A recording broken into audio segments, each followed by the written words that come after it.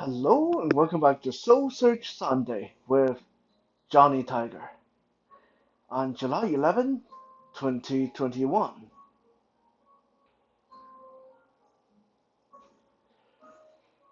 I've been thinking about communication a lot recently. We live in a society, in a world where communication is highly valued. There's so many ways to communicate. There are words you can say, there are words you can text, there are words you can write in emails, there are words you can speak over the telephone, there are sign languages, and oh, so many different kind of languages, and written words, and shorthand, and spoken words, and so many other different forms like sign languages, etc., etc. There are just so many variations, so many ways to communicate.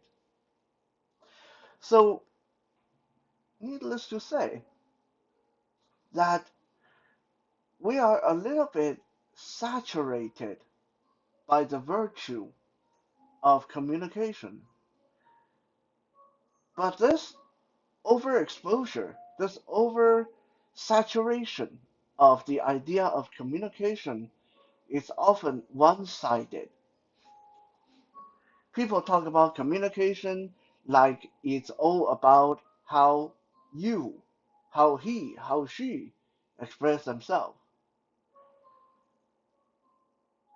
People talk about communication like it's always about your tone or his words or her timing or their choices of expression. What is quite often forgotten or not acknowledged is the fact that communication is not about just one side sending out the right signal at the right time with the right tone. Communication, quite often, if even more so, it's based on the ability of the person doing the receiving. It's like any kind of technology. It doesn't matter on how much output your technology, your device is able to output. If the device that's supposed to receive, if the receiver is not strong enough, then it doesn't matter. You can have the most long range, the most powerful uh, signal in the world, but the device that's receiving is still not going to get it.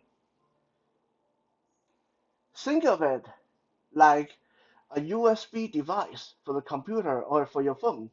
Let's say your phone is only able to work with USB 1.0.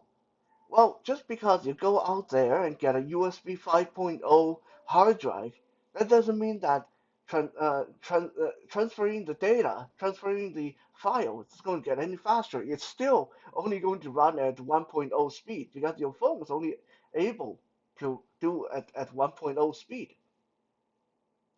In another word, if you turn this around, let's say your phone is able to output 24 gigabytes of data in 1 second, and but you hook it up to a USB 1.0 hard drive.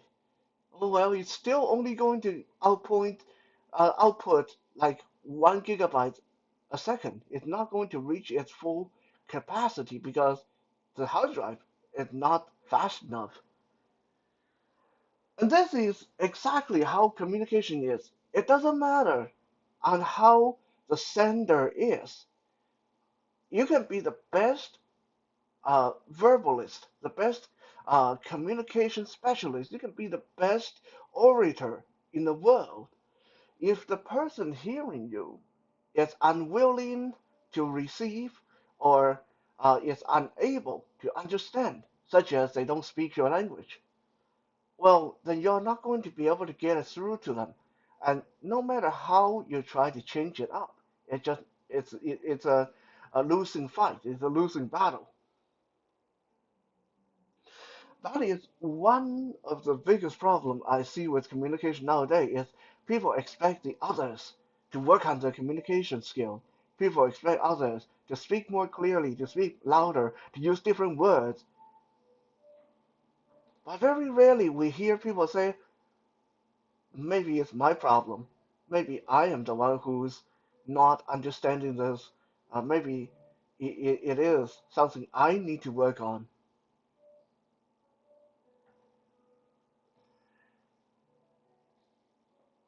Understanding is a very big part. And part of this lost in understanding, this part of this lost of ability to translate what the signals others are sending us is our very often assumption or presumption or assertion that to assume makes an ass out of you and me. Means to assume is bad. To assume is bad. This is what we hear again and again and again. But you know what? This statement is total garbage. Right? If you think to assume is bad, then you have been fooled by this uh, very pop culture-ish, very trendy statement that to assume is bad. Why do I say that? Why do I say to assume it's not bad? Why do you say the idea of to assume is bad is it's garbage? Because the foundation of communication is assumption. The foundation of communication, any communication, is assumption. When two dogs meet each other on the road, one's a male and one's a female, and the female is in heat, the male immediately tries to engage in sexual activity. There is no covert or overt communication going on, at least not that we can uh, find out scientifically to our current technology. The male dog smells the female dog, and the male dog approaches the female dog, and when the female dog doesn't react in a hostile way, things happen. The male dog has to make that assumption in the first place. I smell her, she is ready, and I am the one. That's a very basic example of assumption is the root of things happening, especially on a communicative level, when two different separate entities trying to establish a connection. When I meet someone on the street, let's say I only speak uh, English and Mandarin, right? Let's say I don't speak Japanese. If I meet someone on the street and they come toward me with a big smile, oh hi gozaimasu. What do I stand here and say, oh maybe he's I shouldn't assume. I shouldn't assume he's saying how are you? I shouldn't assume he's greeting me. Maybe he's cussing me out. Maybe I should punch him. No, because we go by the tone, the expression, the action, the time of day this happens, the circumstances. We just met each other on the road. This person is coming toward me with a big smile on their face and saying something in a cheerful tone. I'm just going to assume it's a greeting. Okay, so without assumption, we can't communicate. Without assumption, everything have to be laid bare and laid down to the bone, which is going to cause problem. And that is uh, the central part of what I have to talk about today, is that tendency for people to wear things down to the bone.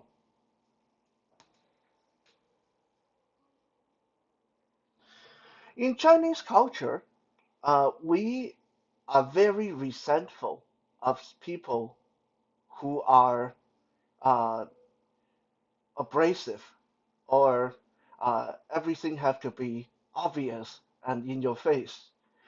Chinese culture is a culture that put a lot of focuses on diplomacy. Chinese culture put a lot of emphasis on the art of um, covert conversation, the art of leaving things unsaid and yet everyone understand. Now, of course, let me quickly preface this with that it obviously if you are trying to get a serious job done, like fixing an airplane, then yeah, everything need to be said. Everything you can't just assume that the other person already put the screw in, right? I mean, so in a technical field, in a field where everything have to be down to the last detail, then obviously we need to say it out loud, written everything down, make backup of everything. Okay? But your everyday life is not like that. And Chinese people have a very big aversion to people who like to put their back to the wall in conversation. You know, there's an old Chinese adage that says you shouldn't always look for the tip of the horn. You shouldn't always look for the tip of the horn. What does it mean? They're talking about horn as in the horn on a bull or on an ox. And if you seen what a horn look like, it's very pointy on the one end, and on the other end, near the head, it's very wide, very round, very smooth. Right? So Chinese people say you shouldn't always look for the tip of the horn, meaning that if you always talk and communicate and deal with things like you want to go down to the finest detail, you want to get to the point. If you always want to get to the point, then you're like living at the tip of the bull's horn. You narrow your field, you're very narrow minded, and you don't leave people a lot of room to maneuver, and it's just not a desirable trait. On the other hand, if you let yourself live like the base of the horn, nice and round, very wide, with a lot of room for errors, a lot of room for maneuvering, then no problem. You know, you have a much easier time with your life. You give people easier time being around you. Another Chinese say that we hear quite often say it goes something like 一切尽在不言中，一切尽在不言中. You don't need to remember this. I'm just saying it so you get a sense of what it sounds like. This is not Mandarin lesson or Wisdom Wednesday. But 一切尽在不言中 means everything doesn't have to be said. Everything doesn't have to be said. A very big example of this attitude toward the art of understanding without things being said is where Chinese people believe in the unspoken appreciation is the best, the truest appreciation. Unspoken friendship are the truest friendship, and unspoken loyalty is the truest loyalty. What does that mean? Chinese people very rarely say thank you or keep saying, I really appreciate what you did. If the favor you did them was really big, like saving their life. Let's say I need a heart surgery and someone donated their heart to someone I know donated their heart to me. I will never go to their family and say, I want to thank you for what he or she did. I really appreciate it because Chinese people believe that if it's such a big favor, you don't talk about it because it's obvious. They know you should be appreciative. They expect you to thank them. They expect you to know it. Right? So if it's something they already expect, then you don't need to do it. You just need to live it, act it, act out your appreciation. Bring them gift, buy them dinner for the rest of their life, give them money every month for the rest of your life. Something like that. You thank them through your action. You do not say it. So the unspoken appreciation is the truest appreciation. Unspoken friendship is the truest friendship. My friend Kevin and I, we've been friends for over 20 years. And very often when we get together, we may spend 4 or 5 hours together, but for those 4 or 5 hours, we spend a lot of time sitting across the table from each other for 10, 20 minutes at a time, not saying a word.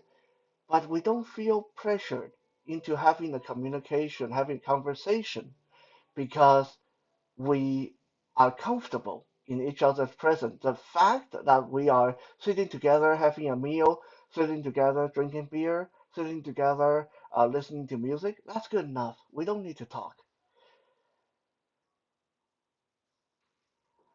Also, our friendship has gotten to the point where, let's say, if Kevin is staying at my place, and let's say I leave my wallet on the table. There's $20 in my wallet. Let's say Kevin wake up in the morning and he's rushing to work and he realizes he doesn't have money on him and he needs $20. Uh, he needs some money for breakfast. But I'm still sleeping. Kevin is not going to knock on my door and wake me up just to ask a pointless question for politeness sake. Kevin is not going to ask, can I borrow some money? Because that's pointless. Because our friendship has gotten to the point where he knows all he has to do is take the $20 from my wallet and then send me a text and say, hey, I borrowed $20 from you. I'll give it back to you later. That is the truest, the greatest form, one of the greatest form of friendship. It's when things like that, they don't need to be said. There's no need for it. Just like if things were in reverse, if I have to get up early, and let's say Kevin's sleeping in late, and I need money and I don't have money, I'm perfectly comfortable taking money from his wallet and then just shooting him a text, telling him that because I understand our friendship means that he is not going to get bent out of shape for that. He expects me to do it this way. So there's a lot of unspoken assumption in a friendship like this, and yet things work very, very well because neither of us is crossing our bound. Neither of us is doing something that the other person is not comfortable with or unexpected. True is loyalty. It's unspoken loyalty. This is very, very true when you think about it. Like when you have a friend who is going to spend every day telling you how great they are, how much they love you, how much they're loyal to you, how they'll never betray you. I will bet you that this person will be the first one to sell you out, as opposed to the other person who may never tell you that they will never betray you. The person that doesn't tell you is usually the person that will not betray you because it doesn't cross their mind. They don't feel the need to convince you because they take it for granted that they will never do it in the first place. This is very similar to if someone tell you, "I'm telling you, I'm going to tell you the truth. I'm never going to lie to you." That person is lying to you. Okay? But the person who never feel that they need to justify themselves, that person is usually the one that you can count on more to be honest and loyal and faithful. Imagine if your boyfriend or girlfriend come home every day and tell you, "I will never cheat on you. I'm not sleeping around. I will never do it." And those people who do it, they're disgusting. Yeah, I'm totally loyal. You're my only one. You're my world. They come home and tell you that every day. Chances are they're doing it. Chances are they will do it. As opposing to someone who come home and just act normal with you, interact normally with you, never having to mention something like this.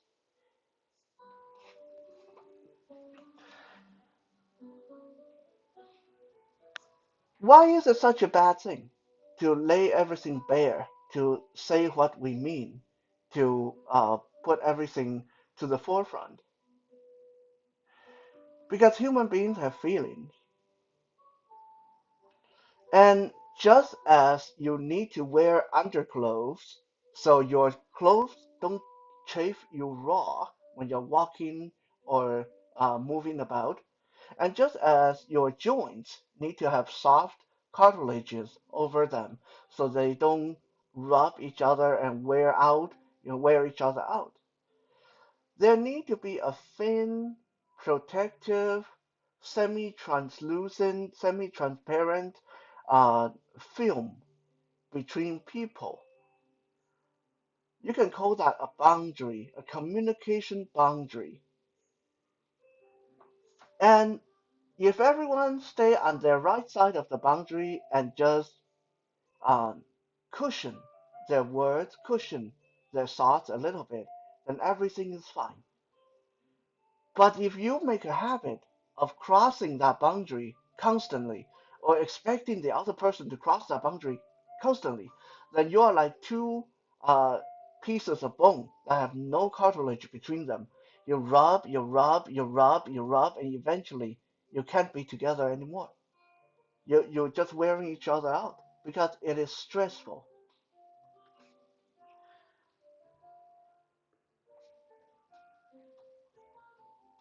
There are a few rather undesirable consequences that can happen if you make a habit of communicating in a balls out, back to the wall, right in your face manner. And I think if you guys think back in your communication, whenever you press someone really hard, you will probably notice that you got one of these results or all of them. Result number one, when you have someone's back to the wall, when you are right in their face, when you force them to say what they mean, you force them to lie to you. Example, let's say I get up in the morning and let's say my whoever my whatever partner I'm with, let's say my partner decides that she's going to wear a certain outfit. And I noticed that when she wears that outfit, things are a little bit, shall we say, lumpy in a certain area. Now, being a very diplomatic and kind-hearted and gentle boyfriend that I am, I would probably say something like, "I I would like to see you in the that other one. I really like it when you wore that other one the other day. Would you consider wearing that instead? That one really does it for me. This one, for some reason, that just doesn't do it for me." Eh? Now, if she takes my suggestion and change, great. We move on with our day. Really good. If she ignores my suggestion and keep it on and I walk out of the room, well, I tried, you know. If she spend the rest of the day looking a little bit lumpy, then at least I tried. I, either way, it's good. It's okay. Either way, it's okay. But if she gets in my face and asks me point blank, "Do you think I'm fat in this outfit?" Is that what you're saying? And if by this point, I'm going to make another attempt. This is me. I'm going to make another attempt. Well, not you. I'm not saying that you're fat. I'm just saying that maybe this is a little bit tight in that area. Maybe it's the wrong cut. That's all I'm saying. Right? Now, if she takes this and go away, everything's still okay. But if she wants to continue to press the point, no, do I look fat? Tell me, just tell me. Do you think I look fat in this? Yes or no? I don't want to hear anything else. Yes or no? Well, you leave me no choice. I have to say, no, it doesn't make you look fat. You're fine. You're fine. Go on. You're fine. Does that sound genuine? No. Is that honest? No. Because I do think you look fat in this. But I'm not going to say yes, because I know saying yes is just going to lead to a lot of bad feeling and argument. That is the assumption I make. And usually these assumptions don't come out of nowhere. Usually these assumptions come from past experiences. Again, assumption is not bad. Assumption is a base foundation of communication. So, by putting someone's back to the wall, demanding a yes or no answer, you will force them, possibly, to lie to you. Second,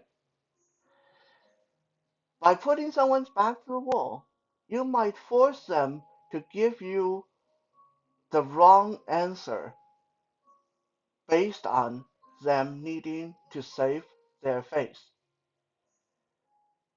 This is a very big one, right? This is a very big one. Let me explain. Let's say I'm at a bar and I get into an argument with a guy, and this argument is escalating to almost the physical level when the guy suddenly decides to walk away. And this guy is going to say something like, "Oh, the hell with it, it's not worth it." And let's say the guy says, "The hell with it, not worth it," turn and walk away. Now, at this point, if I just keep my mouth shut and with the understanding, okay, he's backing down, he's scared of me, that's fine. Okay, it's over. Everything is fine. But if I open my mouth and put his back to the wall by saying, "Are you scared of me? Are you scared of a blind guy? Is that why you're walking away? Is that why you're walking away because you're scared of me?" Well, most likely this fight is going to happen because I just make it no choice for him. If he continues to walk away, he is embarrassed in front of the whole crowd. So now he has no choice but to throw that punch to prove that no, he's not scared of the blind guy. Similarly, same situation. If I hear someone at the bar say something naughty about, "Oh, that blind guy over there looks so ugly." If I ignore what he said, because he wasn't saying it to me in the first place, he's talking to his friend. He has the right to say that to his friend. Then everything's okay. If I go over to his table and I say, "I think I heard you say something about the blind guy. Do you want to repeat that to my face? Do you want to repeat that to my face?" And let's say the guy said, "No, I wasn't saying anything." Okay, then the smart thing to do is to leave that alone. Okay, the guy knows enough to back down. But if I want to put his back to the wall by saying, "I clearly hear you said something about the blind guy being ugly. Can you repeat that? Or are you scared?" Most likely the guy is going to say in my face, "Yeah, okay, so I said the blind guy is ugly, so what?" I'm escalating a situation where there's no result other than a bad one because I push a guy to into the corner. I don't give them ways to maneuver. So in conversation, it's the same way. If you maneuver the person into a yes or no answer, especially in public, especially when they feel that by being honest, they might actually have something to lose, like being embarrassed, then they are going to give you the answer that based on what they think will save them face.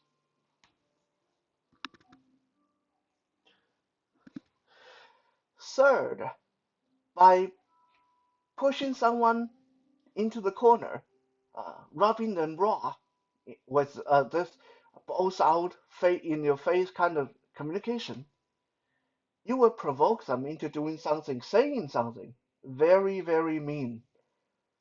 And this I experienced several times before.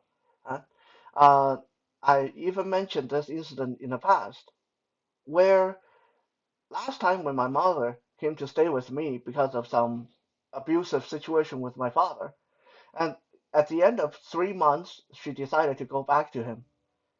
Uh, and I, in one of my less wise moment, because I was frustrated, I said, "Look, why are you going back to him when you know the abuse is just keep going to continue to happen? When you know that he doesn't change, why do you go back to him? Are you just like being abused or what?" My mom turned and snapped at me. She said, "Well, it's because you don't have enough money to make me happy. That's why I have to go back to him." My first reaction was, "Ouch." And my second reaction was, "Yeah, okay, I kind of deserve that." Because I was asking a stupid question. I knew why she's going back to him because she loved him. It's simple as that. It's unreasonable, but it's simple. She's going back to him because she loves him. I knew it. I should have left it alone. But I put her back to the wall. She's not going to embarrass herself by admitting she's going back because of love, because that, to her, that would make her seem weak and ridiculous and stupid.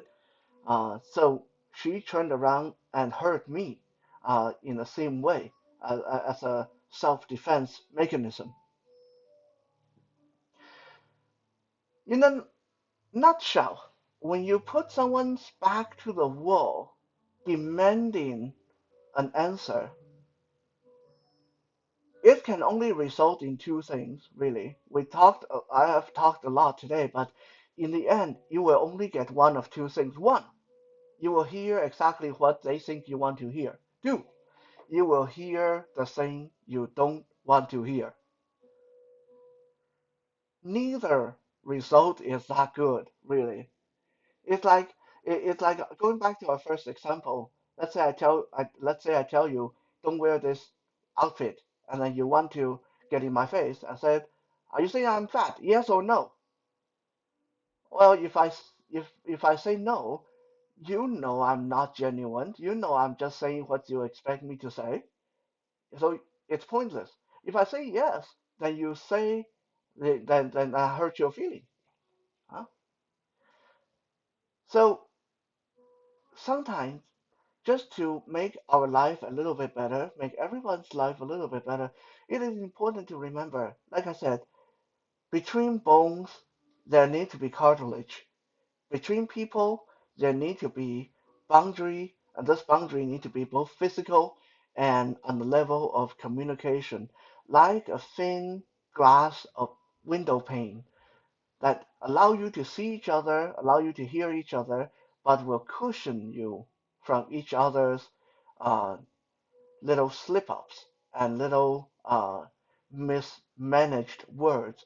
And there are a lot of mismanaged words because uh, there's a statistic online that says, on average, every human being spend every day talking, and about 90% of what we say every day we don't mean. We don't need to say. We don't need to hear. Okay? So in order to not let that 90%, that's a huge amount, by the way. If you think that, wow, holy crap, that's 90% of what I say every day that I actually don't mean, I don't want anyone to hear, and they're just there to fill the void, then it's so important to have that little filter between people, between you and me. So when I say something, you can use your uh, very intelligent brain to figure out does he really mean this? Or maybe I can just ignore that. Or maybe I can think of it in a better light. Maybe he didn't mean the word he said. And when you say something that hurts my feeling initially, maybe it is up to me to use my semi-intelligent brain to figure out, okay, did he really say that to hurt my feeling, or what he meaning to, as a joke. Assumption in a work environment might be bad. But even that, we can go on all day and talk about assumption in workplaces. And I can point out a lot of instances where assumption will actually make your work experience better, make you get that promotion that you don't get otherwise. When, but these will only happen when you are good at assuming, when you assume the right thing, when you guess right. And that is the same with communication. Assumption is not bad. It's only bad when you always make the wrong kind of assumption. Just like words are not bad, words are only bad when you use them to hurt another person's feeling. I hope this hasn't been too rambly and boring for you guys, but yeah, this is something that's been I've been thinking about. It's something been on my mind for at least the last 2 months, and finally I got it in a coherent or semi-coherent structure that I can present it to you guys.